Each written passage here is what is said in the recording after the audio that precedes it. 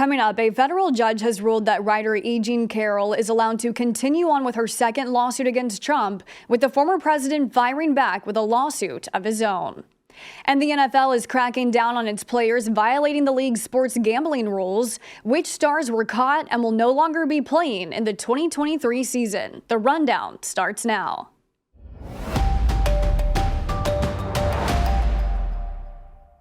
This is Straight Arrow News, bringing you unbiased, straight facts. Thanks for joining us. I'm Kara Rucker.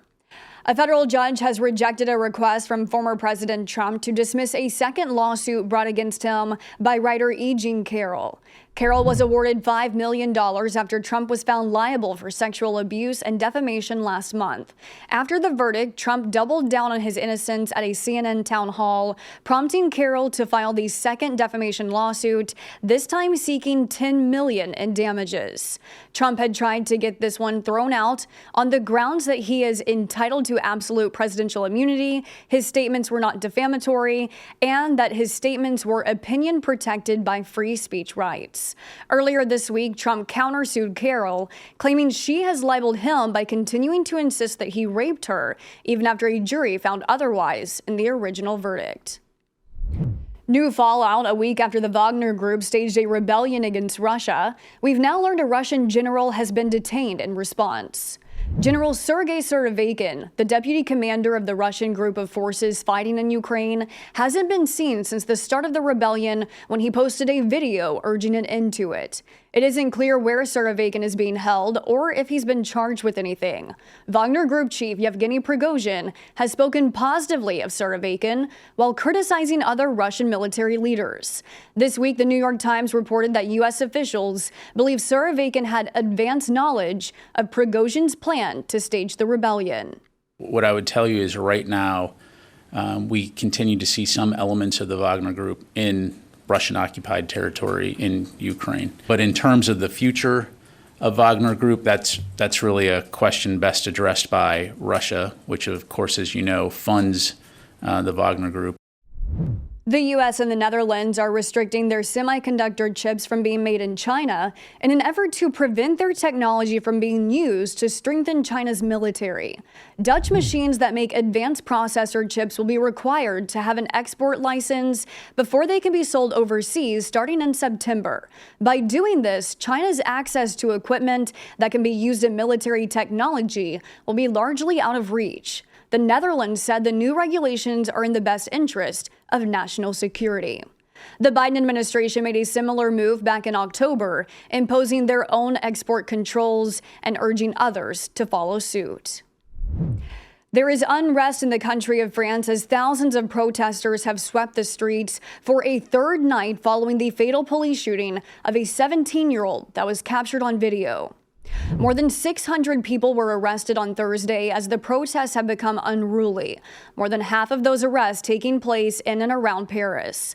Buildings have been set ablaze, dozens of cars set on fire, marches have reportedly turned violent, and fireworks thrown at police sets the scene of fury raging in the streets of France.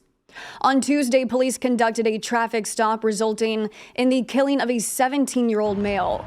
Video that surfaced on social media shows two officers, a gun drawn, and as the 17-year-old driver attempts to drive away, an officer is seen firing his gun. It's tragic. We're still talking about human life, so I don't know. I'm saddened for the family.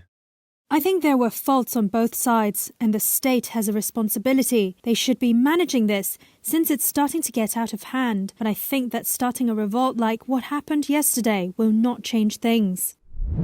The NFL is cracking down on players violating the league's gambling policy, suspending Indianapolis Colts cornerback Isaiah Rodgers and defensive end Rashad Berry at least through the entire 2023 season.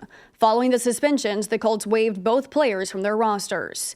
Free agent defensive end Demetrius Taylor received the same punishment from the NFL.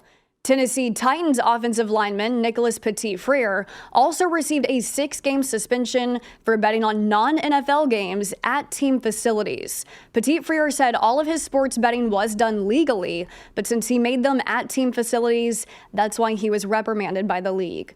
This is a continuation of the league cracking down on gambling, suspending 5 other players back in April. the league views, these gambling issues as a significant threat to the integrity of their competition. That the league does not want players betting on their own games, whether they're betting on their team to win or on their team to lose. Either way, the league, that raises a variety of concerns. A Texas grand jury has determined rapper Travis Scott will not be held criminally responsible for a crowd rush at a music festival that killed 10 people. Scott was performing at Astroworld in November of 2021 when a crowd of about 50,000 people began pushing toward the stage. Victims between the ages of 9 and 27 all died from compression asphyxia. More than 2,400 other concert goers required medical treatment. Hundreds of lawsuits accused the rapper on stage of negligence. Following the grand jury's decision, a lawyer for Scott said Scott is ready to look forward. These are your top stories. Thanks for joining us on The Rundown. We're on a mission to bring back trustworthy journalism by serving only you, not an agenda. Be sure to check out more of our work at straightarrownews.com. And you can also find the latest Rundown episodes available as a podcast on all major podcast platforms. We'll see you back here next week. Until then, I'm Kara Rucker. Have a great day.